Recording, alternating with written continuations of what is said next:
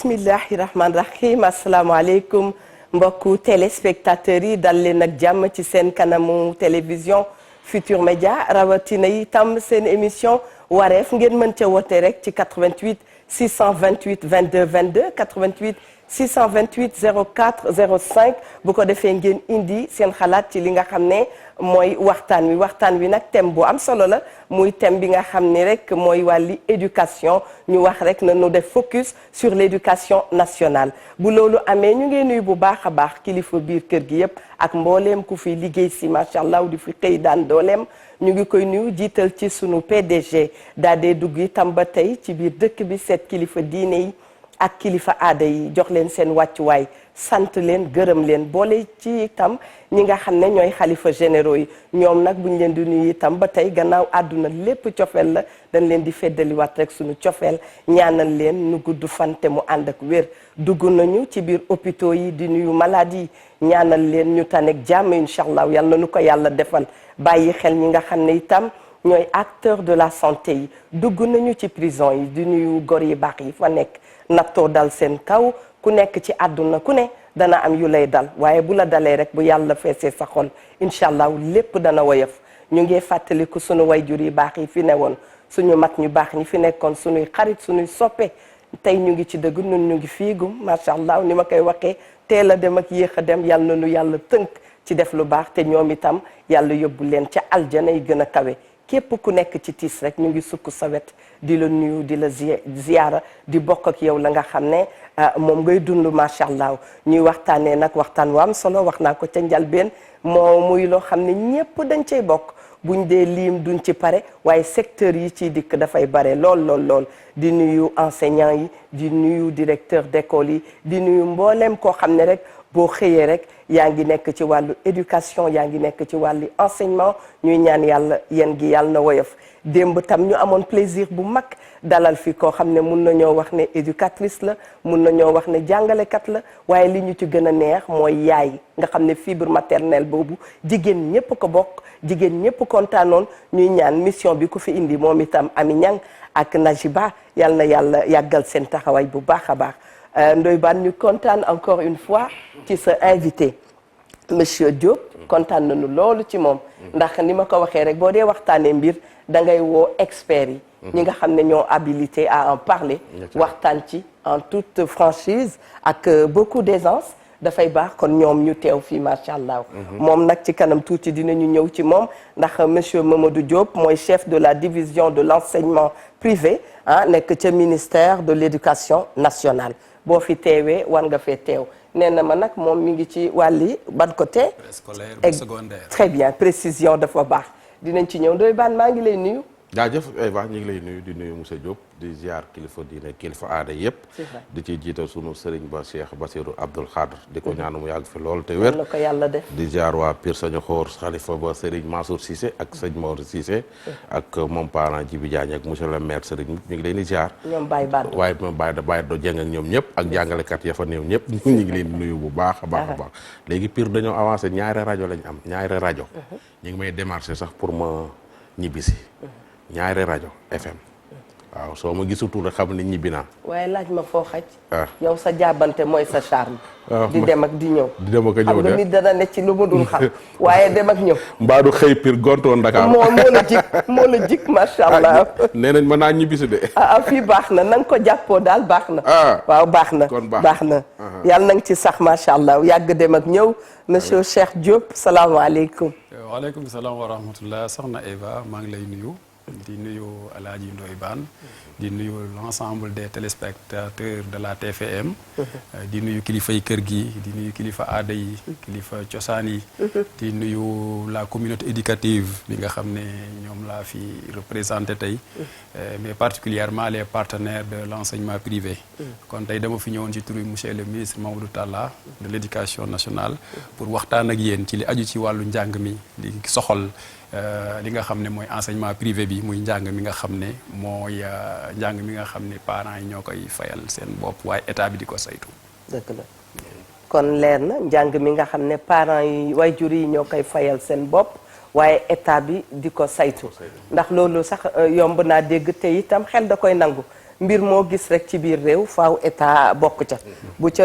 état bokkul anarchie dafay am ne gis nañu sax jamono yi ñu ngi koy laam-laame bokkuloo ci wàlli crèche xam naa ne petite enfance sax moo ko yor coow li bare na ca ñu ngi ne nañu restructuré waat mbir mi xool ko ndax Awa Diop sax day jóg daal di tijji crèche macha allah nattu bi dikk ci sunu doom ñoo ko dundandoo ñun ñëpp ñu ngi ñaanalaat waajuram yi bu baax a baax ni ma koy waxee yàlla fees dell seen xol ndax dafa am yoo xam ne bu jugee coow li dafay bare waaye ku ne tekk rek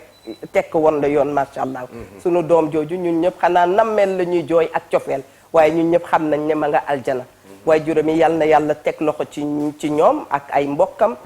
ka nga xam ne itam moo yoroon école bi bu jugee ci lii mu gën a defaraat toogaayam macha allah dafa am mbir yoo xam ne bu amee rek dafa am lu muy indi dafa am loo xam ne daf koy defaraat bu soobee yàlla xale boobu nag moom wax dëgg yàlla mi ngi sunu xol mi ngi sunu fépp yow itam Ndoye Bane dafa am loo ci bëgg a dolli waaw effectivement noonu la ay xale moom suñu la ko dénkee suñu la nit wóoloo ba dénk la ay doomam surtout doom yooyu nga xam ne mënaguñu dara c'est vrai dañ ciy jéem a góorgóorlu def leen ni sa doom koo def ni sa doom rek di nga ko toppatoo waaw defe naa ni loolu lu am solo la def ko ni na nga bàyyi say doom dañuy xëy dem feneen yow ngay xëy ci yeneen i doomi jàmbur la ngay def say doom rek bu ñaanoo yàlla doom yee su fekkee lu baax la loolu nga bëgg ñu def ko sa doom yee dem fale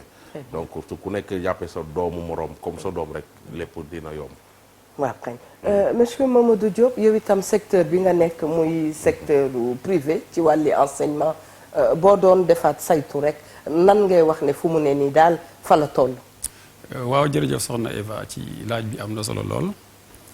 may nga ma occasion ma waxtaan tuuti ak sama partenaires yi ci enseignement privé defal la tuuti rek présentation bu ndaw ci di la wax ni division enseignement privé dafa nekk benn division boo xam ne ñi ngi ko rattaché au cabinet de monsieur le ministre de l'éducation nationale dénk ko dossier yi nga xam ne moo aju ci lii saytu njàng mi ci privé mu dale ci préscolaire jaar élémentaire jaar moyen ba ci secondaire fi nga xam ne foofu la xale bi di amee bac muy ay écoles yoo xam ne itam dafa am lu ko ŋànk ndax Sénégal comme ni nga ko waxee réewum yoon la réewum droit la waaye réewum démocratie la état du Sénégal moom moo warlu téye lépp lu jëm ci wàllu jàng ak jàngale mu am nag ñaari tànk yu muy doxee benn tànk bi moom la ñu tuddee enseignement public mu njàng mi nga xam ne état bi moo ko téyeel boppam di fay jàngalekat yi organiser ko muy dox ci ay programme ak lépp enseignement privé bi tam c'est la même chose état moo ko téye moo koy saytu moo joxe programme yi waaye nag dafa maye tuuti possibilité wu ki nga xam ne bëgg naa jàppale état ci li ñuy wax politique de diversification de l'offre éducative parce que état dafa warlu ki bëgg doomam jàng alxuraan kese mu may ko offre bu ko may lool ki bëgg doomam jàng français kese mu may ko offre bu ko jàng lool ki nga xam ne dafa bëgg doomam jàng français ak arabe boole ko même chose loolu la ñuy wax diversification de l'offre éducative mu ne nag pour loolu mën a sotti man état képp koo xam ne cahier des charges ak conditionnalité yi ma teg ku ko mën a respecté moo xam Eva la moo xam Ndoye Bane la moo xam sax ku nekkut sénégalais la boo ñëwee danaa la jox nga mën a doxal waaye dëppoo ak texte yi nga xam ne ñu régir le fonctionnement de l'enseignement privé. C'est clair. léegi tey jii comment faire naka lañ mën a def Eva dafa bëgg ubbi école privée naka lay def. waaw Eva bu bëggee ubbi école privée. mi ngi ci tànk yooyu sax. mi ngi ci tànk yooyu. soxna Eva loolu lu yomb la. liñ ciy teg rek mooy ubbi école privée dafa am jamono buñ koy def ci at mi. ñi ngi koy commencé fukki fan ci weeru avril at mu ne. dañ koy wéyal ba ci fukki fan ci weeru août at mu ne gis nga fourchette boobu ki nga xam ne dafa bëgg a ubbi école privée moo xam góor la wala jigéen moo xam sénégalais la wala sénégalaise wala non sénégalais wala non sénégalaise li muy def mooy dafa am benn dossier de demande boo xam ne moom lay saytu demande boobu nag ay pièces yu bari la xaw ma ndax jamono bi dina maye pour ñu mën koo lim wala ñu wax ko noonu jàll mais demande la boo xam ne la cay jiitu mooy da nga koy adressé à monsieur le ministre de l'éducation nationale jégal ko ne ko man kat damaa bëgg a ubbi école privée sama école privée fii lay nekk jox ko adresse ba wax ko itam ni ngay tudde école ba c'est fondamental bu ko defee loolu mooy tax ëllëg ci si biir ñu xam ñun waa enseignement privé école bi fu mu ne ba bu ñu waree yebal ay inspecteurs ñu war a dem pour enquête ñu mën a xam fu ñu koy fekk loolu da nga koy wax ko aussi ñaata cycle ngay ubbi xam nga soxna Eva bu la neexoon nga ubbeendoo à la fois préscolaire muy petite moyenne et grande section mooy xale yu ndaw yi bi ci topp di élémentaire di CI au CM2 bi ci topp di enseignement moyen de la 6e à la 3e bi ci topp di secondaire ba terminale bu la neexee nga ubbeendoo yëpp à la fois bu la neexee nag nga daal di ne man kat comme damay door damay njëkk a ubbi préscolaire ñu ne la waaw mën nga ubbi préscolaire de waaye nag condition yi mooy préscolaire mënoo ubbi lu manqué 2 sections élémentaire mënoo ubbi lu manqué 3 classes moyen 2 secondaire 2 li ma bëgg a wax foofu mooy ne kon mënoo la ubbi benn classe kese loolu ci texte yi la bu loolu passé na nga leeral loolu ci demande beeg yëpp ba pare aussi gis nga suñu gouverneurs yi suñu préfet yi suñu maire yi ak suñu procureurs yi ñoom aussi comme ñoo nekk ci niveau déconcentré bi faaw nga yëgal leen loolu parce que état bi dafa jël ay services am yóbbu ko décentraliser ko te lu toll ne école ku koy ubbi ci gox war na gouverneur yëg ko préfet yëg ko procureur yëg ko maire de la commune yëg ko ba sax am nañ ci seen droit de regard buñ gisee ne am na lu jaadu luñ cay doxal am nañ droit droit de regard boobu nga wax nag ci lay taxaw tuuti kan moo war a nekk kii tijji école kii war a tijji école mooy ki nga xam ne am na ambition am projet ubbi école dajale kayit yooyu ma la wax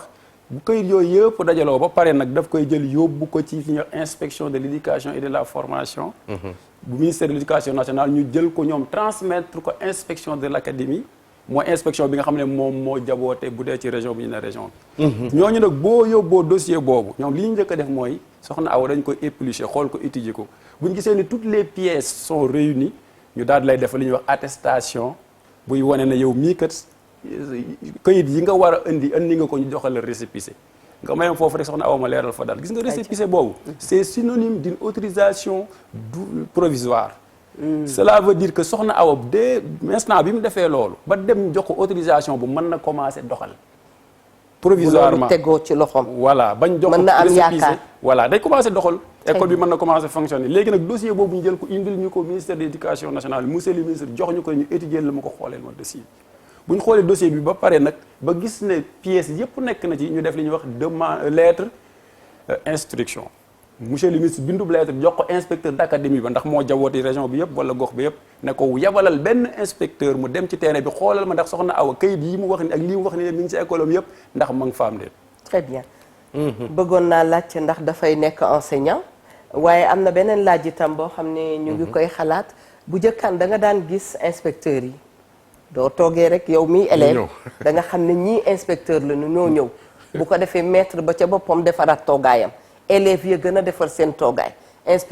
inspecteur dikk ca classe ba am nu mu solo taxaw ñu xam ne lii moment bu solennel la waaye léegi ñun mën na noo jàng ba noppi te duñu mës a gis inspecteur ci école yi lan moo xew waaw loolu yi ko expliqué bari na xëy na bokk na ci ne école yi ndax waxuma la dara mais gis nga la prolifération des écoles privées écoles yi dafa bëri remarqué nañu ko remarqué waaye nag loolu aussi état moom moo ne képp koo xam ne répondre nga ci sama cahier de charge yi ma wax mën nga ubbi kon bëriwaayu école yi bonut soxna Eva xam nga lu bon li bon mooy bëriwaayu école yoo xam ne répondre ñu aux normes wala bëriwaayu école yoo xam ne amuñu ci ndigal parce que comme kayit yi ma la wax nii ku ko xas am même bu doon ñeenti junni école sax ministère de l'éducation nationale dana ko mën a saytu parce que am na jumtuwaay yi doy pour saytu ko. mais Eva dama poser question kon tey bëri na école yoo xam ne ñu ngi koy gis mën nañu dalal suñu xel xam ne yëgoo na ak ministère de l'éducation nationale. voilà très bien Eva parfaitement gis nga école yu bëri yi nga gis ñuy kii nii xam nga mën ngaa dégg sax ñu ne école telle n'est pas autorisée fekk gis nga soxna Eva le fait que école bi ñàkk am autorisation ne veut pas dire que day exercer dans l'illégalité foofu aussi c'est bon à préciser gis nga école bi bu xasee def lii ma la wax nii mi ngi ci processus bi parce que l'ouverture c'est un processus da ngay déposer te enseignement du foo déedéet du foo kenn du ko caaxaane te itam kenn du méccum lamb da nga koy mën jàng ko saytu ko amul tâtonnement amul tâtonnement non Eva dama poser léegi benn question bu importante muy est-ce que n'importe qui mën na ubbi école mën naa nekk mën nga nekk tey jii commerçant ba mu neex la nga ubbi jëm ubbi école privée nga nekk praticien am sa xaalis rek dem ubbi école mu nga nekk benn technicien mel ni Babacar nekk fii moom neexoo mu ne damay bàyyi gagné loterie rek dem ubbi école est-ce que n'importe qui mën na ubbi école privée waaw n'importe qui bi bu ma la waxee lenn ci pièces yi nga xam ne moom la ñuy déposer nga xam ne n'importe qui ne peut pas ouvrir. parce que ci la lay jàpp ma nga la lay jàpp ma nga ca biir. voilà ndax yañ koy laaj soxna Eva dañ naan ko soxna Eva. est-ce que fonctionnaire nga mu ne waaw ñu ne ko non mun la ubbi école parce que man fonctionnaire là je ne peux pas ouvrir un établissement d'enseignement. ñu ne la soxna Eva. indi ñu këyit da ngay gis fonctionnaire yu tabax ay immeuble yu kii yu doy waar. ñu ne la soxna Eva. indil ñu këyit buy wane ne yow mii wér nga parce que doomi jaam yi ñu lay dénk aussi war na am këyit bu docteur bind wax ne soxna Eva mii wér na. ñu ne la soxna Eva indil ñu këyit buy wax ne amoo ay jafe-jafe justice parce que koo xam ne dafa am jafe-jafe. casier judiciaire boo xam ne du am ñetti weer ci date bi ngay ubbi. ñu ne la soxna Eva il faut que nga indil ñu sa identité. mën nga doon nag sénégalaise wala leneen. l'essentiel mooy nag ko am koo xam ne pour am na probité rek. ñu ne soxna Eva ñaata classe ngay ubbi nga ne nangam wala ñaata cycle nga ne nangam ñu ne la indil ñu compte en banque boo xam ne la ca ne dina mën a fay sa personnel enseignant lu toll ci ñetti weer. ñetti weer nga soog a commencer fonctionner. donc pour wax leen sécuriser nañ ko ba nga xam ne loolu ku ubbi rek fekk na répondre nga ci. critères yi nga xam ne ku ko def normalement war a mën a ubbi léegi nag koo xam ne répondre ci yooyu nag. kooku doo mën a ubbi. pour mais dafa am à la question de doy baan est-ce que dafa am période boo xam ne ci la ñuy joxe demande yooyu noonu. bien sûr bu fekkee ne le 10 avril xas na jot ci anam bu ne. le 10 avril ubbi nañ ku bëgg a ubbi sa école rek da ngay dem nekk ci procédure bi. déposé dajale déposé bu ñu déposé nag ba le 10 août. ñu ne léegi kat dañuy taxawal dépôt yi la ñuy defoon na kii nag déposé nag ñu indi ko exploité ko ndax beneen liggéey bi ci topp mooy bu ñëwee ba ministère de l'éducation nationale. dañuy ñëw ci inspecteurs yi ne ci sur le terrain ñu dem ñu def enquête ña ñu waxoon ñëpp nañu ubbi nañ ñu contrôler ñoom ndax lañ bindoon ci këyit xam nga demande bi ay këyit la mais nag li koy firndeel mooy inspecteur bi mooy ñëw constater sur place et sur pièce xool ndax si toutes les conditions sont réunies bu fekkee toutes les conditions sont réunies ñu def rapport jox ñu ko ñu exploité ko def projet arrêté autorisation boo xam ne monsieur le ministre de l'éducation nationale moom moo koy signé mais bu inspecteur bi defee enquête wan ñu ci ay éléments yoo xam ne yu insuffisant lañu su boobaa dañ koy bindalaat lettre ne ko kat nangam enseignants yi doyuñu wala enseignants yi amuñu këyit bi leen may ñu jàngal wala toilettes yi setut wala robinet yi doyut wala classe yi xat na. damay dégg sa wax sànq ouverture reconnaissance lan mooy différence bi. voilà ouverture ak reconnaissance itam lii différence bi mooy ouverture mooy étape bi ma la wax nii soo demee ba monsieur le ministre de l'éducation nationale gis ne. ci enquête yi ko inspecteurs yi ci terrain bi envoyé ñun ñu épluché ko exploité ko bu ñu gisee ne les conditions sont réunies dañuy defal projet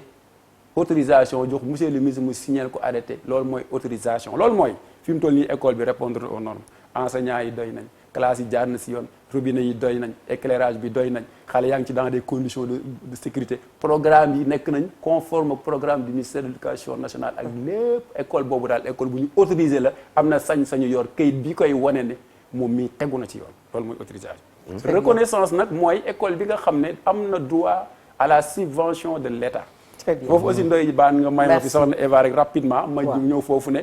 école boo xam ne am na autorisation nag ba am ñaari at yu mat sëkk. yu manqué wul benn weer am na droit candidater à la reconnaissance parce que reconnaissance da ngay def candidature ne damaa bëgg a def reconnaissance. ñu ñëw def enquête pédagogique enquête administrative suñ paree def yooyu yëpp ba pare y a une commission indépendante et autonome boo xam ne annuellement lay dajale ñu tànn candidature yooyu. ñi nga xam ne répondre nañ ci loolu ñu jox leen li ñuy wax reconnaissance ñuy bénéficier wu de la subvention de l'État muy ndimbal bu leen état bi di jox. ma ciy profiter di wax ne 1,290 milliards la woon waaye ren monsieur le président de la république ci xër gi mu xër ci accompagner école yi yóbbu na ko ba muy 2 milliards de francs. ndeysaan voilà gis nga nee nga ci xër gi mu xër ci accompagner école yi. te Eva Tra bu làqatoo léegi ci ginnaaw buntu bi mu ne état bi daal toppatoowul wàllu njàng mi jiitee ngoog jiitee ni mel. voilà soxna Eva vous avez parfaitement raison jiitee mel noonu parce que même ñun ñu nekk foofu gis nañ ko. waaw ñoo xam ne naan état bi toppatoowul état bi deful état te gis nga soxna Eva maa ngi lay wax ne la état bi. waaw. amul benn yoon boo xam ne am na lenn lu muy nas di ko joxe te du enseignement privé jox na leen ca seen wàll. ma jox la benn exemple bi mbas bi ñëwee suñu réew. ñu ne xale yi dañoo war a am lu ñuy raxasoo. dañoo war a am ay gel dañoo war a am ay masque yooyu yëpp état monsieur le ministre de l'éducation nationale moom la daf ne nañu traité les écoles privées au même titre que les écoles publiques di jox leen ñoom ñëpp ci matuwaay parce que xale yi ndoy baan xale yi Sénégal lañ. enseignement privé ou public ñun ñëpp. xale yi Sénégal lañ ci kër yi ñuy ñibbi ay sénégalais lañ seen i papa ci contribuable lañ dañuy joxe seen i impôt soxna Eva day cotiser ku ne day cotiser kon nag moo tax monsieur le ministre ne nañ yemale école yëpp moo tax itam bi loolu passé aussi ci accompagnement bi aussi monsieur le président de la république joxe ci ñetti milliards yoo xam ne da koo jëmale ci école yi nga xam ne mbas mi da leen a laal loolu aussi bu ngeen ko xëy na bu ci kanam doon nañu dégg ne xeeb nañ ko voilà loolu doon nañu dégg loolu ne xam nga boo déggee milliards ne bare na waaye daal dégg nañ fi ba tàyyi ne xeeb nañ ko waaw ndax xam nga ñoom suñuy partenaire lan dañu jàppalante ak ñoom bi nga xam ne monsieur le président njëkk leen jox une enveloppe 2 milliards de francs ñu xeeb ko du ma ne sax xeeb nañ ko waaye ñu ne daal wax dëgg yàlla waaw suñu manque à gagner daal vraiment ëppoon na lii monsieur le ministre daal di assumer le portage nag plaidoyer bi nag demaat auprès de monsieur le président de la république waxtaan ak ñoom malgré jafe économie réew mi am ci Covid bi àddina bépp la mais monsieur le président de la République comme li ma la waxoon xeer gi mu xeer ci njaboot gi rawatina enseignement privé mu dolli waat une enveloppe de 2 milliards mu nekk 3 milliards compte tenu maintenant de l'enveloppe allouée aux écoles reconnues muy 1 milliard 290 comme soxna Eva 4 milliards 290 millions de francs état bi génnee na ko ci jibaam accompagner ko école privée yi très bien école privée yooyu mu nekk gis nañ ko tout au début de l'année scolaire mu amoon coow bu fi amoon ma wax ne ñuy wax ne boog bu doon suñu sagalu du am ndax xale bi nga xam ne dafa war a dem à l'école xam ne déjà am na litige entre parents mi ak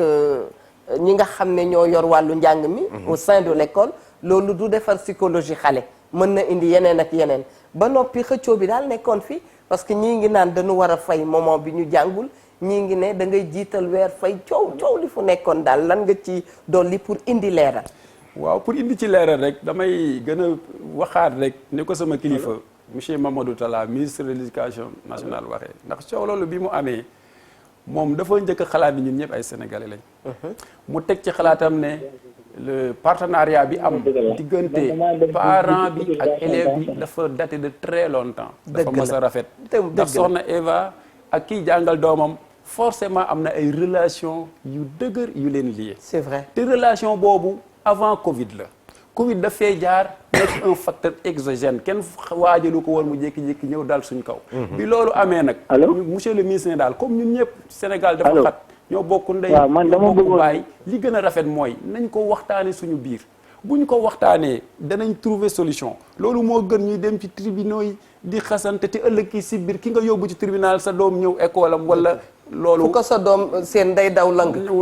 waaw day te itam kenn ku nekk def nga ci xale loo xam ne ëllëg ki si biir mën naa doon président de la république mën naa doon ministre mën naa doon keneen mu ne comme loolu am na te ñun nee na nañ ko waxtaane moo gën a rafet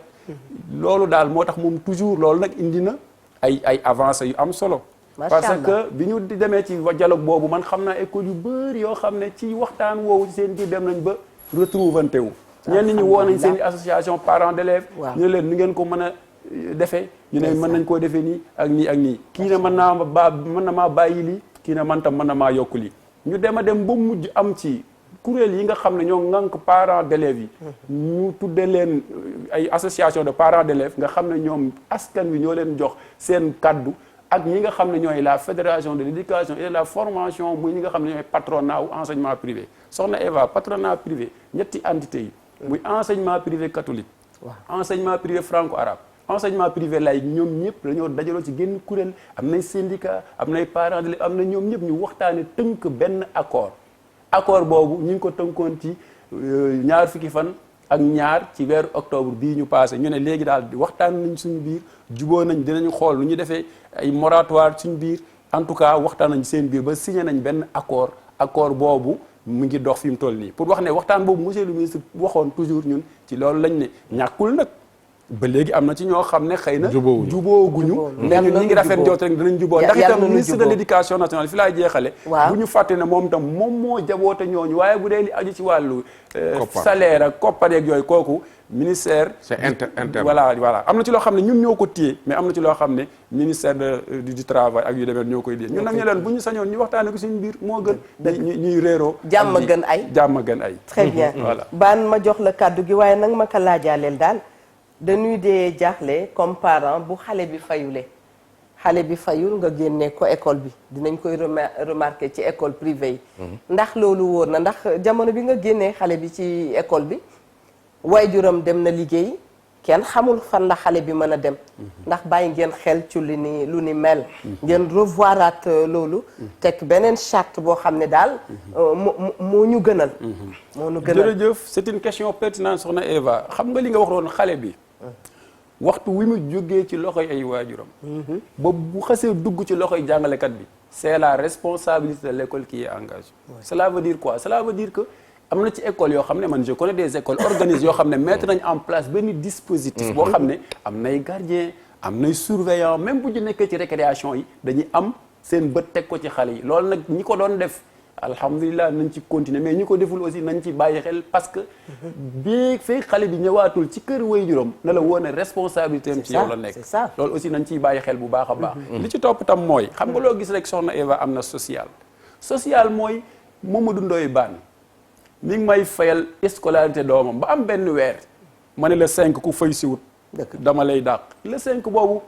mu ne la sama papa dafa dem mission wala mu ne sama papa ne nga muñul ko bu suba wala gannaaw suba loolu yaakaar naa ne wërta def problème war nañ ko mën di accepter di gën a xam ne ku sañoon boo jàngalee loo ni sa doom ba weer bi dee di nga ko jox li ngeen warlu waaye itam wax dëgg yàlla gis nañ nag ne am na ci ñu bëree bëri ñoo xam ne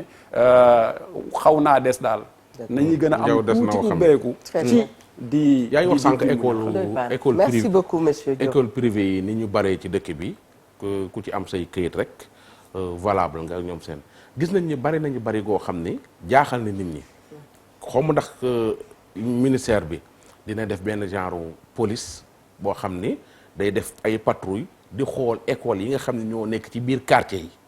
appartement boo bàyyi léegi rek soo fa gëjee ab école la léegi est-ce que yéen a ngi def enquête yu mel noonu beneen bi mooy for naa ci seen ay wax que ni jàngalekat bi nga xam ne moom moo nekk ci école publique bi nekk fonctionnaire amul droit jàngale ci école privée bi te jàngalekat yi nekk publique bi doyuñu loolu noonu est-ce que yéen a ngi koy saytu baax a baax parce que ñiy jàngale ci publique bi ñu ne jàngalekat bi nekk ci école publique bi amul droit def cumul dem di jàngale ji fële ci école privée lu xew noonu programme yee bokkul ñi nekk ci privé bi mooy ñoo nekk ci public bi rek gars yi dañuy wàcc xari mat yéen a ma gën a xam loolu est-ce que loi dafa am loi buy tere loolu tamit waaw jërëjëf Ndoye Bane ci question bi aussi ndax question la boo xam ne aussi lu bëree dañ koy far di poser may leeral rek ne Sénégal ni ñu tëralee njàngale mi mooy ne fonctionnaire koo xam ne état la jël di la fay nga am say indemnité am lépp li nga xam ne moom nga warul ak état ci liggéey boobu amuloo droit liggéey beneen liggéey waxuma la jàngalekat donc mais amoo droit liggéey beneen liggéey loolu loi bi daf ko tere te c'est verrouillé kon li ma la bëgg a wax foofu mooy un fonctionnaire wax naa la ko sax ci sama njaal bi mënul sax ubbi école fi mu toll nii soxna Eva mi nga xam ne fonctionnaire la wala Ndoye Bane mi nga xam ne fi sañut sax ubbi école xam nga lu tax loolu la ñuy bañ soxna Eva tey jii bu fekkee dafa ubbi école nekk fonctionnaire di professeur mais qu'est-ce que nous dit que du jël heure am yam war a yóbbu ca état mu jël ko yóbbu ko privé moo tax dañ naan ko mënuloo ubbi école yow fonctionnaire nga boo demee ba retraité nag bu la neexee ubbi maintenant fonctionnaire bi moo xam enseignant la wala professeur la wala ku mu mën a doon aussi na xam ne loi bi daf ko koo tere te loolu ci législation scolaire yi booy commencé di jàngale moo xam professeur nga wala enseignement bokk na ci li ñuy wax législation scolaire ak administration scolaire dañ la koy jàngal ci sa école formation ne la sañuloo liggéey beneen liggéey en dehors de la fonction publique ku ko defit nag ay daan mën na la caa fekk mais école privée yi gars yi ñoo fa nekk léegi est-ce que su boobaa su fekkee tere ngeen ko école privée bi ak ni ñu baree ci réew mi fépp fan la ñuy jëlee ay jàngalekat ñoom fi ñuy jëlee jàngalekat mooy loolu moom baan loolu tam question la sax laaj la loolu moom baan wax dëgg yàlla ñun li ñu am nag ci ay étudiants li ñu am ci ay parce que xam nga fonction publique aussi mënut a jël ñëpp waaw te boo xoolee ñi am brevet ba xam nga ñun boo xoolee ci ñun enseignement privé ba léegi xam nga état bi day recruter à partir du bac mais ñun enseignement privé comme nous sommes régis par des textes ñun ba léegi texte bi changé loolu nee nañ recruter à partir du bac amaguñ ko moo tax ñun ba léegi même ku am brevet mën ngaa jàngale ci école privée yi waaye nag mënuloo passer cycle préscolaire ak cycle élémentaire te forcément niveau bi dina fa am. voilà niveau bi dina ci nekk. voilà niveau bi aussi. sans parce que xam formation nga aussi waaw xam nga formation bi aussi la lancinante question sur la formation aussi pose problème mais nag wax dëgg yàlla. man xam naa ci ay écoles yoo xam ne dañuy organiser wu. am na ñuy wax CAPEP cadre des acteurs et partenaires d'éducation de l'enseignement privé ñoom ay kuréel lañ yoo xam ne léegi dañuy jël en charge leur propre formation ñu di ko def ci seen biir. xanaa ñoo mooy woon jamonoy UPEPS ñooñu noonu la woon non. waaw ba léegi mi ngi am lii sax comme par exemple kuréelu école yoo xam ne dañuy dajaloo léegi ñoom bu ñu dajaloo ñu ne ah ñun kat vraiment comme am nañ besoin en formation léegi nañ organiser wu def ko à travers des ateliers ñu wooy inspecteurs yi nekk ci IEF bi wala ñi nga xam ne vraiment am nañ expérience ci enseignement am na ci ñoo xam ne dañuy jël un retraité dugal ko ci seen biir mu nekkal leen seen conseiller pédagogique. vraiment loolu aussi ñu ngi koy Facebook de am na ku ñuy xamal nee na moom inspecteur la. ne monsieur Diop inspecteur la bilingue la noonu la ko waxee de. waaw am na ku la fi nuyu daal. waaw jërëjëf macha allah mais c'est que dama bëgg a xam ba xam ñiy jàngale ci privé bi ndax dañuy def formation comme ñiy jàngale ci public bi génn am seen diplôme choisir privé bi est-ce que loolu la. déedéet loolu moom ndoy foofu nag la xaw a amee tuuti sooxee parce que fi mu toll nii école bi nga xam ne mooy formé jàngalekatu public bi moom am na école yu bëri yu def CRFPE. ñooñu moom da ngay Eva danaan am naa bac damaa bëgg a jàngale ñu ne ko defal concours. dégg naa yombul sax def concours bu sélectif. waaw ñu ne fukki junni. ñaari junni at mi mooy voilà crème waaw mooy crème. léegi soxna Eva bu jàllee. ñu ne ko ah jàll nga premier tour bi dañ lay xoolaat de entretien avec le jury. inspecteur yi bu njëkkoon yomb sama collègue yi maa ngi leen nuyu au passage. sama collègue inspecteur mais bu njëkkoon dafa yomboon bu EFI bi. waaw EFI bi jamono yee mi tudd EFI dafa mel ni dafa yomboon wala. ndooy affaire yi musta yomb de. EFI ba muy tudd EFI. musta yomb. booba itam yombul woon. xam nga lu tax parce que métier am jàngale day métier am xam-xam. léegi nag métier am xam-xam ni ku ca bëgg a dugg faw nga am xam-xam. bon léegi nag comme li nga wax nii xëy na comme li nga wax sànq diplômé yi dañoo bari. moo tax léegi bu ñu ne concours bi ubbi na ay junni ñooy bokk léegi nag c'est sélectif dañuy tànn ci biir ñooñu les meilleurs bu ñu tànnee les meilleurs def entretien avec le jury ñu wàññiwaat ñooñu ba jël ñi nga xam ne ñoo ci gën ñu defal leen formation initiale bu ñu génnee ñu affecté leen ci école yi mais bu dee privé nag boo amee sa diplôme boo ñëwee ci école ne damaa bëgg a jàngale mu recruter la mais nag daf lay laaj. soo amee sa ban diplôme par exemple soo amee brevet mën nga jàngale préscolaire. élémentaire soo amee bac mën nga jàngale ba moyen boo amee licence mën nga jàngale secondaire parce que dañ ne sans formation mais nag ñoom dañuy def formation continue bi waaw boo ñëwee nag ba borom école bi jël la nag léegi moom moo lay exiger na nga def sa formation mais formation boobu nag nekkul formation boo xam ne état moo koy offrir mais formation la boo xam ne au sein des cellules rencontre yi formation ak directeur école bi nga xam ne am na expérience di la fekk sa classe di la former au fur et à mesure laaj bi ma ko bëgg a laaj mooy école privée yi Eva Tra scolaire wala MIA scolaire wala MIA nangam école bu ñu ubbi ñoom ndax loi ci wàllum jàngale dafa wax ni CI lii la war a fay CP lii la war a fay kii def terminal lii la war a fay est-ce que ministère bi daf leen a tënk barème maanaam ci li ñu war a fay ou bien école privée bi mooy xool lu ko neex léegi doy baax fayee ko nit ñi li tax naka ko wala fay waxee Mami Linguère nam nañ ko ñu ngi koy nuyu di ñaan loxam féex yàlla def jàmm ca kër ga ak mission bi muy dox ma bëgg ne wolof dafay wax ne sàqam mi nga sama lañ ci noonu la waaw dama doon laaj gis nañu ci école privée ci biir école privée école privée yoo xam ne ñoom Awa Diop mi toog mënuñu ko fay quelle est la différence voilà est-ce que loi dafa am loi bu leen di wax lii bu leen fixer barème lii lañ war a fay est-ce que daal loi bi tudd na loolu voilà question bu am solo la ndooy loolu nga wax noonu nag xam nga état comme waxoon naa la sànq ba ñu ne li ñuy wax la diversification et la libéralisation dafa ne léegi kii ubbi école am ndax soxna Awa aussi bu ubbee école am état dafa xalaat ne xëy na mën na dafa jël benn prêt banque jënd ci terrain tabax ci di ci fay ay enseignants di ci fay moo tax état ne su ma ko dee fii rek ngay yem mën na am jafe-jafe gàllankoor ci ni muy doxale moo tax état ne la may nañ la nga fixé yow loolu la voilà say frais de scolarité lii la ma xale biy fay loolu moom état da koo bàyyi ci seen loxo ñoom mais fixé wu leen rek ci benn. wax leen ñu yem fii. waaw parce que am na ñuy exagérer voilà donc loolu aussi xam nga comme privé la ñu wax aussi. privé day riime ak libéralisme aussi parce que c'est un peu libéral. yaakaaroon ni war na yaa xam la nga boot. voilà ku ne yaakaaroon ni war nañ ko liggéeyante xool ko ni ñuy xoolaatee location bi même su fekkee war nañoo xoolaat location bi. waaw loolu aussi ñun dàquñu ko parce que itam lépp. ni location bi chéré noonu la njàng mi chéré c'est compliqué. voilà donc loolu aussi nekkul xalaat boo xam ne dañ koo dàq waaye daal. soo amee juróomi doom di fayee ko salaire u 200 000 300 000 ñu nekk école privée da ngay am problème. est-ce que da nga leen a seetaan pour que ñu gën a karawaase parents d'élèves yi. ci ñu jéggal ma ci wax ji pour que école publique bi mën a dox. parce que nit ñaa ngi jóge ci école publique bi di dem bu baax a baax ci école privée bi. waaw xam nga lan mooy problème bi. voilà xam nga loolu Ndoye aussi li koy faral mooy man li may faral di wax rek mooy dama ne état daf naan la man daal offre yëpp a ngi nii.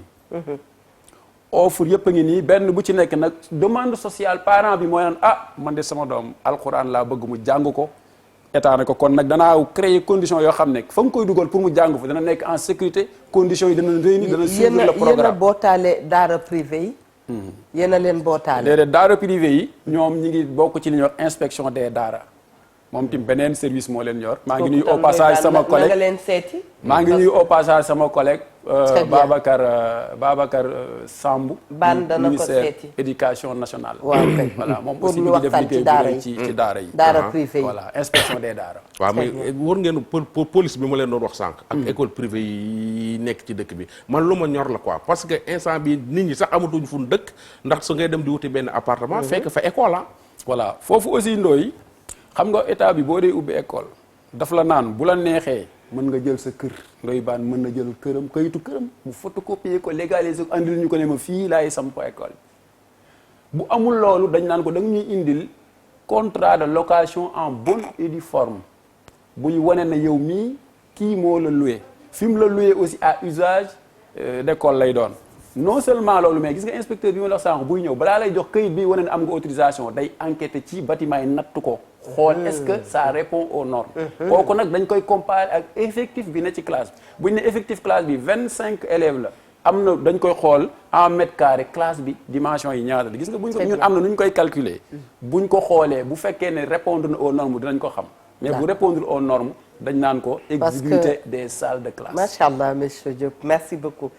parce que nag dañuy gis école privée yoo xam ne dafa nekk côte à côte ci benn kër gi 11h bu jotee ñu ngay dëbb ñu ngay togg. marché yi rosi bee ngi dugg ci biir école bi ci biir classe yi yooyu itam dañu am chance ngeen teew fi lu ñu war a mën a bàyyi xel la parce que li may wax rek xale pour nga préparer ko dafa am yéen a ñu ko gën a xam en tant qu'inspecteur xam nga que dafa am lu koy teg ci yoon bu gën a jub daal mais yenn classe yi da ngay toog rosi bi ci biir classe bi la lay fekk aussi. yow nag dafa mel ne da ngaa yër sunu rapporteurs yi li ñuy parce que boo xoolee ci rapport bi Ndoye Bane rapport bi nga xam ne moom la ñu inspecteur bi di renseigner jox ñu ko am na ci loo xam ne quelque chose qui renvoie à ça accès bi d'abord ni nga ko wax est-ce que école bi nekk na ci bërëb boo xam ne accessible na benn est-ce que nekk na ci foo xam ne wërta am marché musique bii dóor fii wala yu demee noonu marché hebdomadaire yi di fa wala est-ce que nekk na ci foo xam ne nii xale bi dana mën a travailler ci quiétude bi mu laaj sans pour autant que mu am lu koy déranger mais loolu amu leen ko ci école publique bi mënu leen ko am ci école privée bi parce qu'il y a des écoles publiques yoo xam ne ci biir marché bi leen nekk waaw loolu tam nag xam naa ku mënulul sa aawa dara est-ce que di nga mënal sa ñaareel dara loolu tam nag en tout cas ñun bala ñuy jox kenn autorisation aawa baa gën a sonn de aawa bi mooy école publique bi ñaareel bi su boobaa su nekkee ci biir marché ba donc xam nga Ndoye Bane foofu aussi dinaa ci attirer sa attention ci lenn gis nga des fois nit ñi ñoo ñëw fekk si institution publique mais bi nit ñi di ñëw booba directeur d'école bi ak surveillant mi ngi ci teg bëtam voilà est-ce que du sax directeur du ñëpp nag wax dëgg wóoruma est-ce que du sax dañ caa déggoo commerçant yi lal ca on sait jamais en tout cas aux alentours ak mairie ba waaye di nga ma may sax Ndoye ma ñëwaat nag lancer benn appel comme ni nga ko waxee ci sunu kilifa yi nga xam ne ñoom lañ tuddee maire yi suñu kilifa yi nga xam ne ñoom lañ maire yi ñu leen di lancer appel ñun jàngalekat yi public comme privé ne wax dëgg yàlla am nay conditions yoo xam ne bu réunir dana jafe pour que les enseignements apprentissage soient faits dans les conditions les meilleures sur ce bu fekkee ne am na benn bërëb boo xam ne lañ xamoon mooy ne école la dëgg la ca gannaaw nekk benn bayal wala dara ñu jël lépp dagg ko mu nekk ay cantine loolu aussi vraiment dëgg la day néewal doole lool nga xam ne moom mooy njàngu xale yi Très bien. njàng dafa laaj xale bi dese xelam am quiétude mën a concentré wu mën a dégg li ñu koy expliquer loolu daal vraiment tey jii ñu école ciy yi ñaan école ñu yi gën ñu ceen dimbali suñu mbokku maire yi ci wax dëgg yàlla ñu mën a xool condition yoo xam ne dina dëppoo ak enseignement apprentissage yu xale yi mais école yi ci fa la mbëri di entraîner monsieur Diop Eva souvenir daf ñuy dab da ngay gis nag ñu wax ko nag boo nekkee école nga gis professeur enseignant boo xam ne dafay tox dafay tox bu baax léeg-léeg am na sax leneen lu cay topp nga xam ne yow mii maître bi professeur bi jàkkaarloog yow di la jàngal xaw na am yu des est-ce que yooyu yéen a ngi ciy taxaw bu baax a baax xale day roy de su fekkee ne ki lay ñëw jàngal tu sais que manqué na lucidité te ñëw na au sein de l'école ay collègues am bàyyi ko pour mu jàngale dafay am problème te ñun nekk nañ fi xale gis nañ ci teg nañ ci sunu bët effectivement professeur boo xam ne xale yi dañ la naan waaye prof bi de moom mooy copain dal nañu li nga wax nii dafa am solo loolu c'est dangereux dafa am solo te gis nga soxna Eva naam xam ko ba pare ñàkk koo def moo fi ne rek mais amul kenn koo xam ne parce que sànq wax nañu formation initiale man mii yàlla dimbali na ma ba man nekk naa formateur lu war a doolu ñeenti at nekk ko formateur ci école de formation yi ñuy formé jàngalekat yi très bien ci matière yi leen di jàngale bokk na ci loo xam ne ñu ngi leen di jàngal affaire morale professionnelle déontologie nan la enseignant bi war a moral boobu ngay gis professeur bi di jàngal élève bi wax lu doy waar. wax lu doy waar nañu waxante dëgg de. ni nga ko waxee wax ko bu dee élève bi Traoré la sant ne Eva ne day xarul parce que day fay. wax lu doy waar il faut que wala nga sol col goo xam ne xale bi. dëgg la. da ci am benn jafe-jafe benn regard. voilà du la ko te wax loolu man maa ngi rappelé ñun école formation yi ñun temps yi def ay formation boobu am na ci col yoo xam ne yow boo ko solee boo ñëwee en tant que futur enseignant. boo ñëwee formateur bi dal naan la dellul. man mii di wax ak yow nii bi may nekk formateur am na ci comportement yoo xam ne jeune la musuma ko accepter. c'est vrai parce que ki nga xam ne dañ lay togg pour nga war a togg ëllëg. dëgg la parce que li ñuy wax ne cuisiner un capital humain de qualité. gis nga usine ba ñuy defaree nit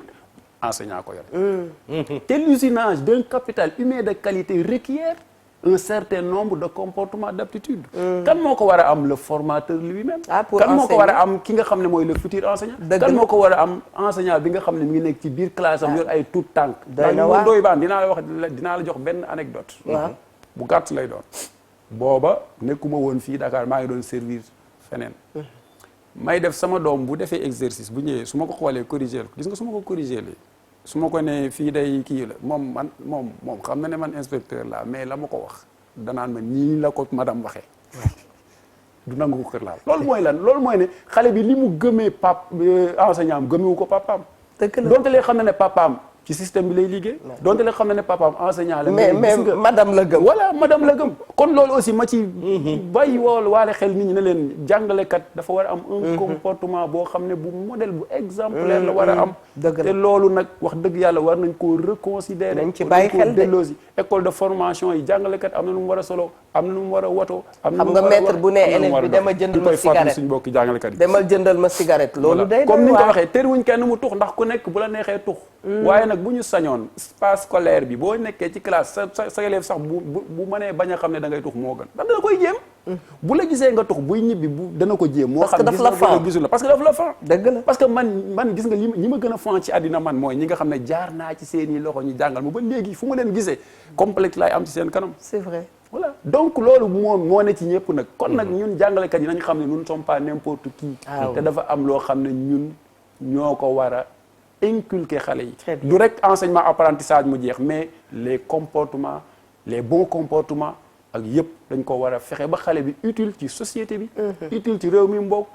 doon koo xam ne bu waxee ñu xam ne nit wax na bu jëfee ñu xam ne nit jëf na très bien li nga wax 88 628 22 22 88 628 04 05 madame Ndour na yëngal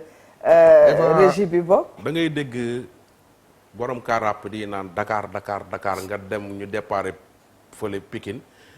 duñu egg Dakar ñëw borom point si Liberté 6 ñu yàkkale la école privée yi dafa am yàkkale Ndoye Bane day ànd ak Babacar ubbi seen benn école ci ruq Grand Yoff fi waaw ñu xam ne man awma autorisation état joxuma autorisation ma yor fa école boo tijji te amuloo autorisation ma am fa CI wala am fa CI ba CM2 ou bien ma am fa 6e ba 3e examen jot ma jël samay élèves yàkkal ko benn école privée bu école état bi reconnaître ñu dem defee examen foofu yëg ngeen loolu. jërëjëf Ndoye waaw waaye xam nga lu mu ci ma doon rek ñun tim loolu xam nga yàkkale la. waaw da ngay yëg di régler xam nga fi mu toll nii pour verrouiller loolu tëj buntu boobu noonu léegi office du bac. xam nga léegi ñi nga xam ne dañoo war a waajal xale ci ndong office du bac am nañ benn application bu ñu am boo xam ne fi mu toll nii bu fekkee ne sa école amul autorisation boo ñëwee dañ naan la xale bi kenn du ko jël comme candidat officiel candidat libre lañ koy jël te amul benn parent d'élève boo xam ne di nga nangu sa doom loolu moom waaw loolu day doy waat voilà bu ko defee loolu nag dina tax nit ñi aussi ñu dem vers la régularisation parce que soxna Eva aussi la régularisation c'est un processus mais aussi processus bi aussi doone rek am naa récépissé fonctionnaire IA damay continuer toog mais da ngay continuer en même temps bu ñu ne laa lii baaxul nga defar ko di corriger au fur et à mesure ba keroog ngay am sa autorisation. donc pour revenir à la question yàkkale bu Ndoye Bane bi kooku aussi ñu ngi ciy def ay pexe yoo xam ne. mu ngi am ay avancées yu am solo. fi mu toll nii am na ku ma deeyati de am na ku ma deey nee na daal moom dafay jaaxle parce que école privée yi dañuy yéex a fay. fay salaire. waaw. dañuy yéex a te fay privé la de. est-ce que xanaa ñoom Tata Aïva ñooy yéex a fay c'est ça la loolu yëpp daf ci. parents yi ñooy yéex a fay. voilà loolu aussi. loolu tam boobu aussi soxna Eva itam nag comme na ma ko waxee woon sànq ci ñële noonu laa koy waxaat ci parents d'élèves yi. waaw. Alaaji Ndoye Bane del teel a génnee xaay bi joxe. parce que itam nag bul fàtte ne. ñun bu weer bi dee bañ fay suñ salaire yooyu noonu. am na ñoo xam ne ci suñ salaire yi la ñuy xaar ñu fayal suñuy doom ñu jot seen salaire. te muy dëgg kon nag lu mu gën a mën a teel moo gën. ku ko yàlla mën loolu sax nga fay ñaari weer ca kanam wala ñett wala at am na ñoo xam ne dañuy fay at mais comme doole yëngu moom Ndoye Bane ma wax ko ci télé bi très bien payé amu fi benn problème école bu doomam yi nekk war na koo fay moo ko fi waxoon. kon nag tey Aba soxna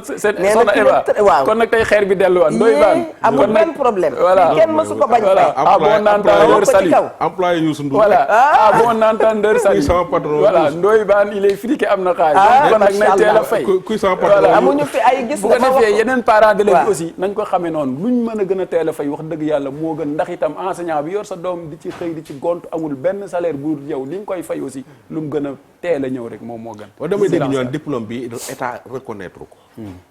te xale yi jàng ci école privée lañ jàng. tout sama question bi muy ñëwaat mooy yàkkal ma. nga jàng ci benn école def examen. ñun la diplôme bi état reconnaître ko. kon daf mel ni état reconnaître wul école bi. waaw loolu nag mi ngi bokk ci diplôme école de formation yi nga xam ne ci supérieur lañ ne. mais bu dee ñu na xam nga diplôme yi ñu am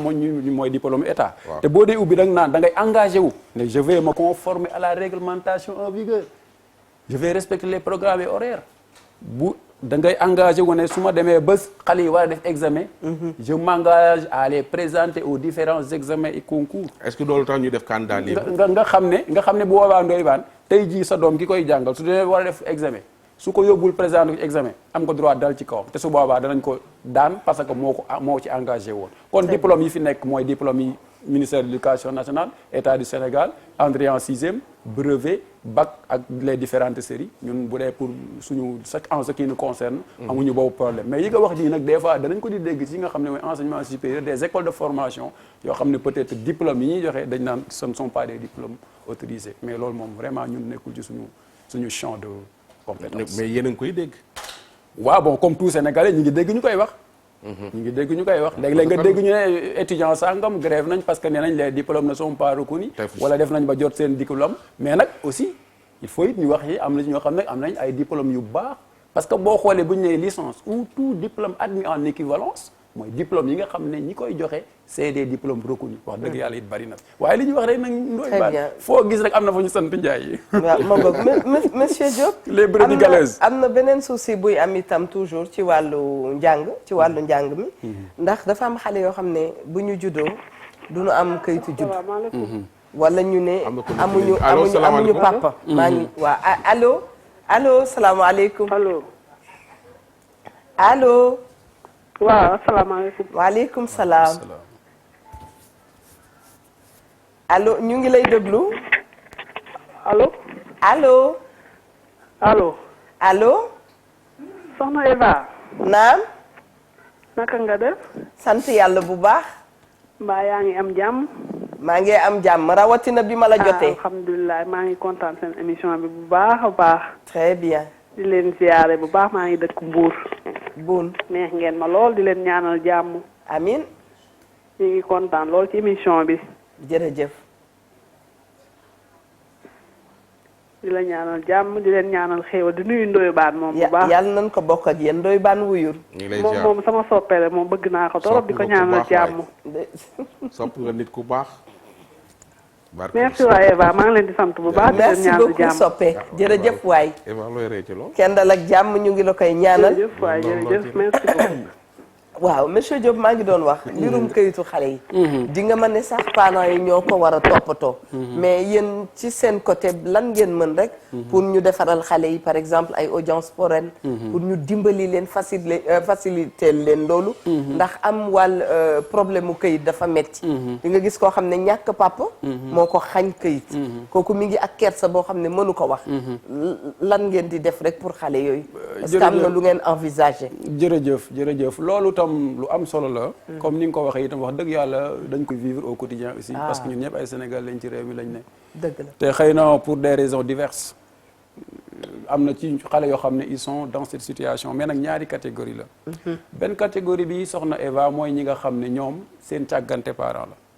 ndax nit ki aussi bu sa soxna muccee ngay wuti nu ma ko ngénte laax bi dina mat xar mi nangam ji koy njaayeen jooju ba fàttee déclarer sa doom te bu xale bi buy soog a juddu ci fan yooyu noonu déclarer ko day yomb lool dellu si waatal nee nga ka nga xam ne moo dem toppatoo xar ak yu kenn xamul voilà te xamul ne gën a yomb waaw te xamul ne xar moomu cher na ci njëg mais aussi daf koo bëgg a rendi pour teral doomu aadama muy doomam ju gan googu jóge ci yàlla mais kooku nga war a gën a fonk nag nañu waxante dëgg la càggante boobu mais am na ci loo xam ne nag bi càggante nattu bu yàlla teg ci xale bi la xëy na mu juddoo ñu ñoo dugg seen détail yëpp mais loolu li aussi bu amee nag état lim ci kii mooy léegi dem nañ sax ba def ci ay jàppandal yoo xam ne gis nga léegi am nay audience foraine yoo xam ne dañ koo ubbi bu examen jub see xale yi amul papier yëpp léegi kilifa yi ministre dafa santé pour nañ taxaw ci taxawaay boo xam ne vraiment kenn ku ci nekk na ci liggéey bay ci tàng waaram bañ xale yi mën a am ay kayit te même bu dul loolu sax xale yi nga xam ne am na ci yenn gàllankoor yu sew sax toujours dañ leen di may ay possibilité comme quoi ñu jël yenn xale yi nga xam ne ils sont dans des situations particulières yoo xam ne comme yi ma la wax ni ñu jàppale leen daal ba nga xam ne duutuñu ne xale bi bokkul ci examen bi tout simplement parce qu'il n'a pas son extrait de naissance. Loolu moom vraiment il y a un travail de titan qui a été abattu par le ministère de l'Éducation nationale et ses services. Au passage nous saluons les IA, les IEF ak bureau direction des examens et concours parce que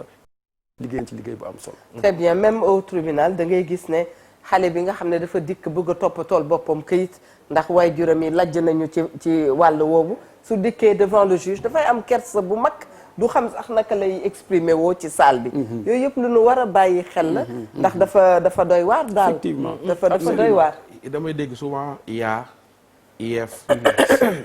dama koy dégg souvent ci département yi est-ce que ñoon tamit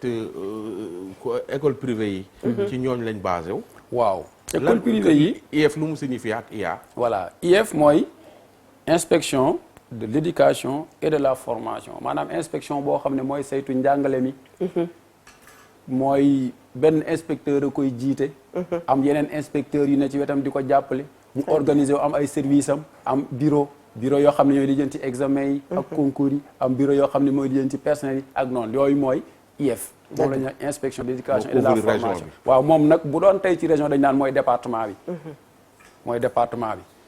bu fekkee ne IA nag moom moo coiffé ñooñu IA mooy ki nga xam ne moom moo jaboote IF yi IA mooy au niveau régional voilà léegi kon mën ngaa wax ne IA bu nekk dafa am ay IF yu topp ci moom IF bi IA bi moo nekk ci kawam IA bi ministère de l'éducation nationale lay rendre compte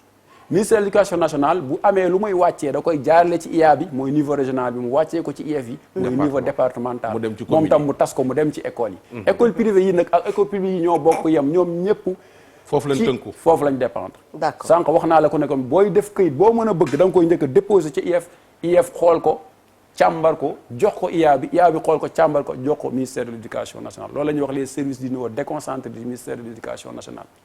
inspection d'académie mooy IA inspection de l'éducation et de la formation mooy IEF voilà. tey soo leen defee enquête ba gis benn jàngalekat bu nekk ci privé bi xam naa dinañ ma mere naka ngeen koy def da ngeen koy blâmer ou bien da ngeen koy sanctionner ou bien dañ koy daal di dàq ci saase. jàngalekat bu. jàngalekat fonctionnaire jàngalekat bu dem ci école privée yi di jàngale. waaw xam nga loolu nag. xar mat kooku da xanaa day fekk ñu boole ko ndax yomb mais loolu nag war nañ koo mën a xaw a woyofal tuuti njàngalekat yi bariwuñu dëkk bi. waaw xam nga jàngalekat yi yéen public bi ci boppam matewu leen bariwu nit ñaa ngi kaase pour que ñu yokk jàngalekat yi. waaw loolu tam sax nag da nga ma may sax ma ñëwaale foofu nag ci ne wax dëgg yàlla nag bëri na effort yoo xam ne nag wax dëgg yàlla ministère de l'éducation nationale mi ngi koy def pour ñu yokk jàngalekat yi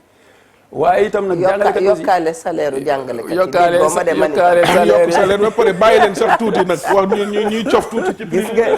gis nga boobu ba tey maa ngi ko fi nettali ma ne sunu waajur da daan jàngale waaye bu demee jàngale da ngay gis ne ñii baraw ma koppar ndax da nga ko naan yow lan nga gis ci njàngale mi mu ne sama xolo ko bëgg waaye nag du koppar waaw xam nga la sax ne Evadim dañ ne l'enseignement professeur mat amul dégg naa ma tapas dañ ne l'enseignement est un métier sacerdotal c'est-à-dire que gis nga enseignant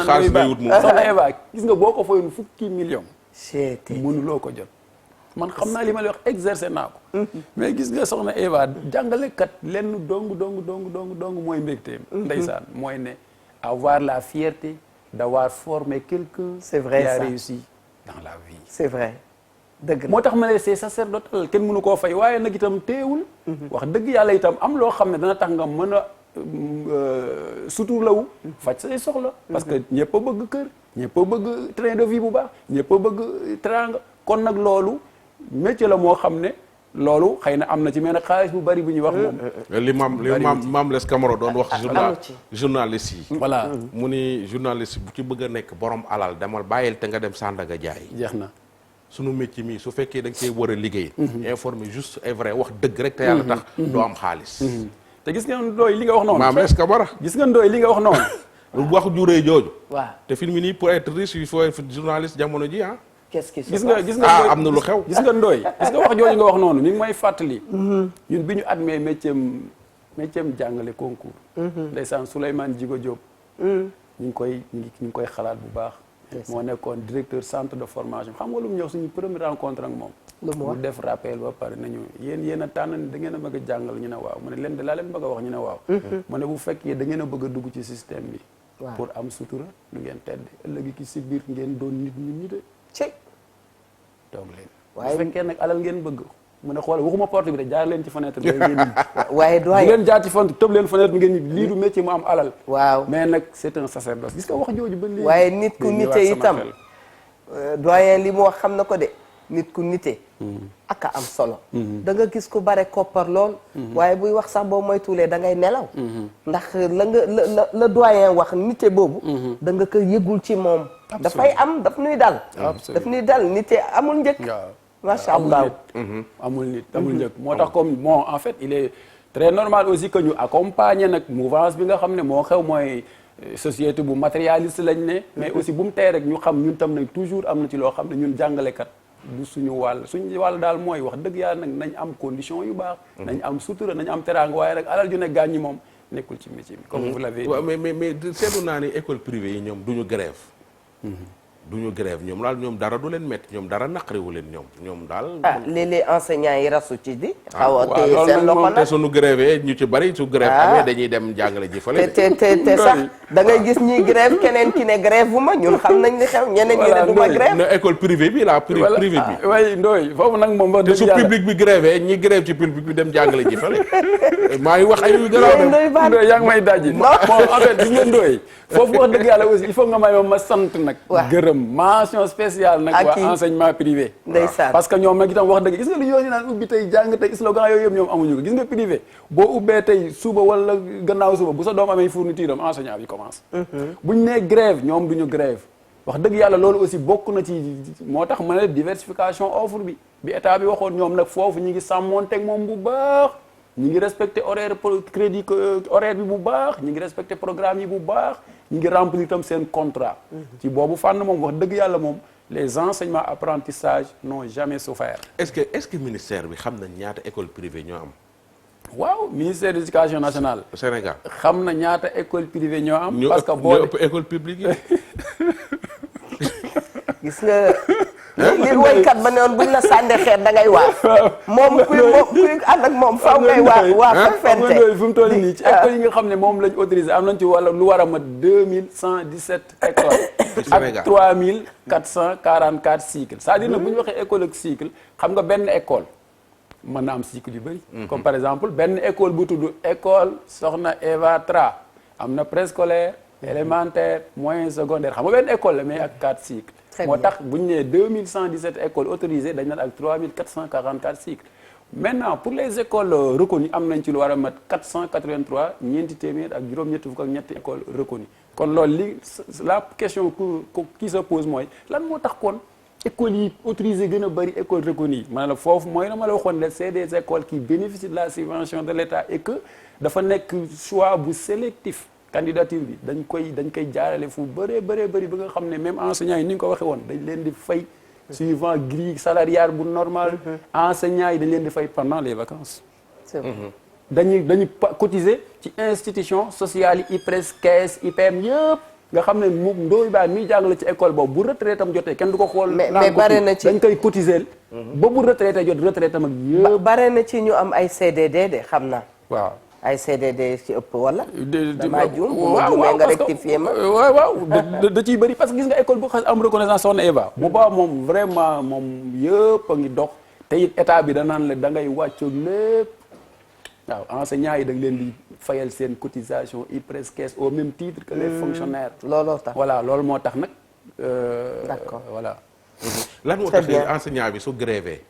salaire am dañ koy bloqué su grévé fukki fan su weer wi dee su demee di fayeeku fukki fan yi dañ ko ciy dagg waaw xam nga loolu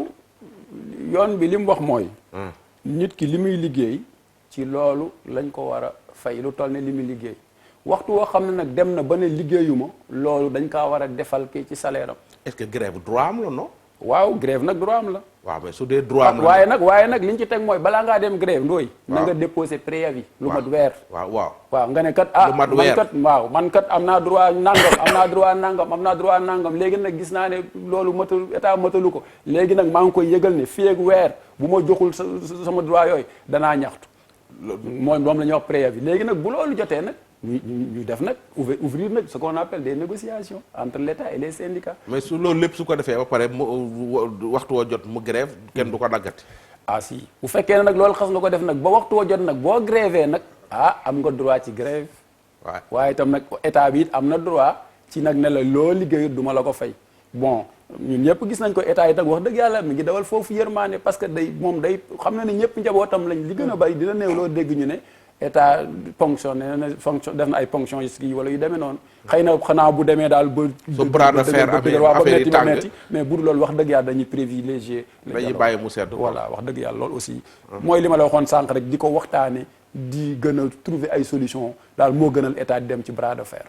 te itam c'est l'occasion de remercier aussi les mouvements syndicaux de ce pays parce que ñoom aussi même ci Covid bii nii monsieur le ministre de l'éducation nationale dafa leen a tàllal loxo ñoom syndicat yëpp ñu ñëw wuy si ko gis nga ñun ñi xalaat yi ñu doon xalaat ci nu ñu génne école yi ci jafe-jafe yi ñoom ñoo ko bokk di ko liggéey di xalaat di nas di nocci te daaw yëngaluñ dara parce que dañ ne Covid bi comme tout le monde est impacté ñun aussi vraiment pour jouer notre partition nous accompagnons le ministre de l'éducation nationale et ses services dans tout ce qui est de nature à accompagner le système l'État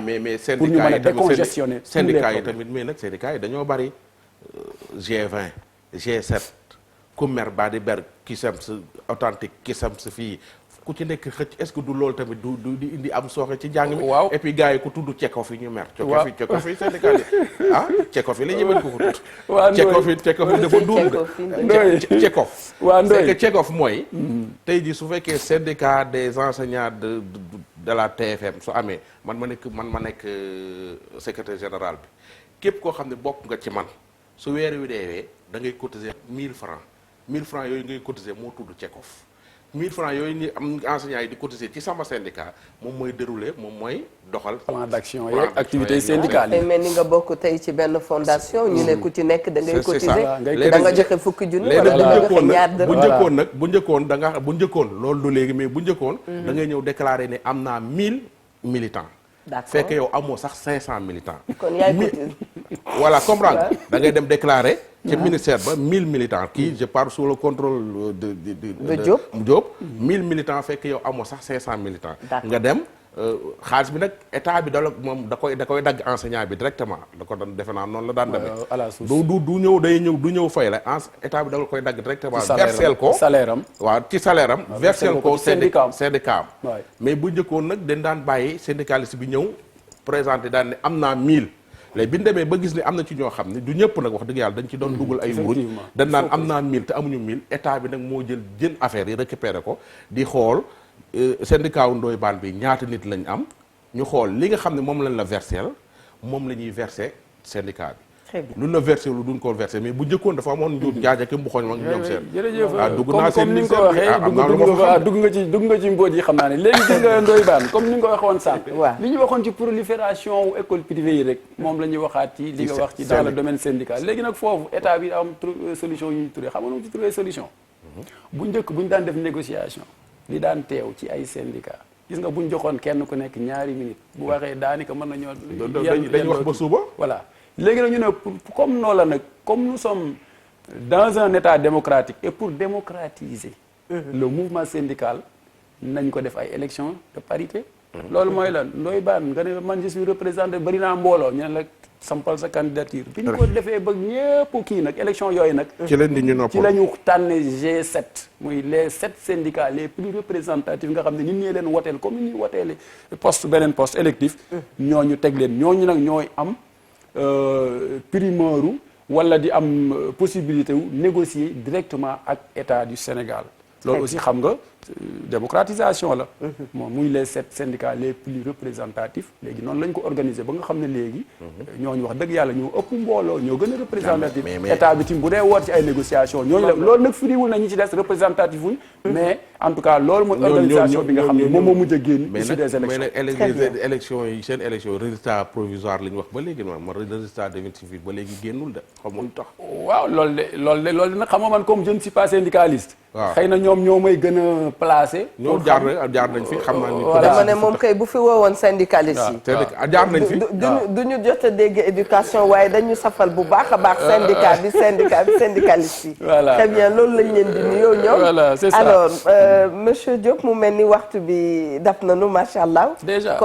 déjà c'est vrai kontaan nañu lool ci dalal biñ la fi dalaloon indi nga ay leeral yu am solo jërëjëf soxna Eva wax dëgg yàlla man tey dëgg naa lool ndax yéen da ngeen ñëw may occasion ñu mën a ñëw waxtaan ak jàngalekat yi waxtaan ak parents d'élèves yi waxtaan ak syndicats yi waxtaan ak ñëpp xam naa rek di leen rafetlu bu baax a baax initiative bi parce que wareef daal def na wareefam defati na wareefam kon nag ñu ngi leen di sant di leen gërëm di am mbégte lool mi ngi mel ne ñetti minutes lañ waxagul loolu li muy firi rek mooy ne débat yi am na solo mooy li ñu waxtaanee am na solo donc ñun ñu ngi leen di wax suñu disponibilité leen andil itam njukkalu monsieur le ministre de l'éducation nationale mi nga xam ne bu sañoon liggéey bi ñuy liggéey mu am ay jumtuwaay canaux yoo xam ne dinañ ñu permettre ñu mën caa jaare ba mën koo génnee ba nit ñi xam ko mu nekk vraiment benn jataay boo xam ne sur le plan communicationnel permettre nañu ñu gën a leeral lu bëri loo xam ne xëy na leerul woon ci askan wi. très bien ñu ngi wax suñu mbégte bu baax. xam naa bu fekkee balaa may jeexal waaye dégg naa daal ku naan ma ministre bi daal na génne budget wu communication dana ca baax. waaw loolu moom la Youssou Ndour waxoon xaw ma ca yan année. ne éducation nationale jaaraama. waaw loolu la ko waxee woon jënd ay temps d'antenne ci télé yi pour communiquer wax ak jàngalekat yeeg. te moo ne yëf bi ma nga fa de. bu demee yooyu yëpp dinañ ko eggee buñ demee comme dañ ñoo yónni seen yóbbante moom bu soobee dina egg te jàpp naa ne lépp loo xam ne luy tax jàng mi jëm ca kanam monsieur le ministre est preneur vraiment nit la koo xam ne il a l'engagement en bandoulière pour vraiment mission bi ko président de la république dénk muy jàng ak jàngale mu saytu ko téye ko taxaw ci taxawaay boo xam ne kenn ku nekk dina gis ne suñu système bii kat mi ngi jëm ca kanam. jërëjëf kon mbir mi def ceeg sotti ci la ndax xam ngeen ne am nañu suñu ay soppe yu ñuy suivre à travers le monde rawatina nag doomi Sénégal yi macha allah ñu leen di ñaanal yàlla bu baax a baax sénégalais de l'extérieur yi nga xam ne bu Sénégal doxee seen loxo ngi ci ñuy nuyu suñu xarit Biram Koumba Ndiaye joyeux anniversaire à toi gudd fan ak wér la ñu lay ñaanal bu baax a baax yàlla sutural la muccal la macha allah. Awa Pilo Ada Elodie ñoom itam joyeux anniversaire njëkkee Eva Tra yooyu xaritu Ndeye Seynabou Ndour yooyu nu ngi leen di nuyu bu baax a baax nee naa Sénégal maa fi ëppi njëkkee xam ngeen wareef nag lépp la benn package la lépp ci xaj kon happy birthday aux jolies jumelles yal na yàlla defal leen fan yu gudd macha allah doomi ajaratu Daba Diouri yooyu bu nu waxee enseignement moom itam ci ancienne institutrice yi la bokkoon macha allah jàngalekat yu baax yooyu modèle bu baax bi donte modèle bu baax bi ba tey jugu fi jërëjëf Diop Ndoye Bane merci beaucoup ñu koy remercier bu baax a baax monsieur Diop di ko féliciter émission bi am na solo leeral yi am na solo bu baax a baax jàngalekat yi gën a góorgóorlu gën a jàppale njaboot gi état bi tamit gën a gestu jàngalekat yi bu baax a baax yokk koppar yi après xaw a teggi tuuti tànk daal xaw a woyofal tuuti ku ci nekk bàyyi dara su ko defee Sénégal moo ci gagné di wax comme joyeux anniversaire à Awa Adama ak Awa ñaari maire yooyu nga xam ne dañoo lakkale ay maire de nga wax ay maire lañ ay jeune maire dañuy bañ lo rek ay maire lañ di ay maire lañu maire ami de wareef mais su koo ci gis yaakaar ne 18 ans la am mais ay maire lañu ñoom mag collecte Senghor de. très bien xam nga loolu la ñuy wax nee nañu âge moom état d'esprit la rek macha allah. kon boog yal na yàlla defal nu jàmm. keneen kuy def itam anniversaire am tey di Ndeye Anta Sow Ndiaye talibé Seydi Aboubacar Sy boobu macha allah moom la ñu lay léemoo kon boog joyeux anniversaire soxna mi Yandour. ah bébé Kiné notre charmante fillette macha allah. gudd fan ak wér la ñu lay ñaanal nga yor sa jukko turandoo bu baax a baax bébé Kiné l'équipe Wareef te souhaite joyeux anniversaire on t'aime très très très fort képp ku toogoon jàkkaarloo ak émission Wareef ñu ngi koy sant di ko gërëm wàlli éducation nationale nag bu nu ko waxee ni tur ba toll rek la toll lépp ñëpp la na ci ku ne dugal loxoom bu ko defee macha allah dina jëm kanam. te itam dëkk boo ko dee defar da ngay defar ndaw tey boo leen defalee rek incha allah ci kàttanu sunu borom mën ngaa am yaakaar yal na yàlla sàmmal nu sunu kilifa yi bu baax a baax ki nga xam ne itam moom la ñu dénk éducation nationale yal na lépp woyof ci loxoom macha allah te ni may wax benn ministre boo gis beneen ministre moo topp ca gannaawam ndax kenn du ca dem bàyyi moromam gouvernement moo ni mel. télévision Futur Média itam seetu la saa su ne ñun dañuy bëgg ngeen ci gis seen bopp soxna mi Yandour merci à toi merci à tout le monde et bon appétit ñi nga xam ne ñu ngi sieste nañu sieste ci jàmm jërë ngeen jëf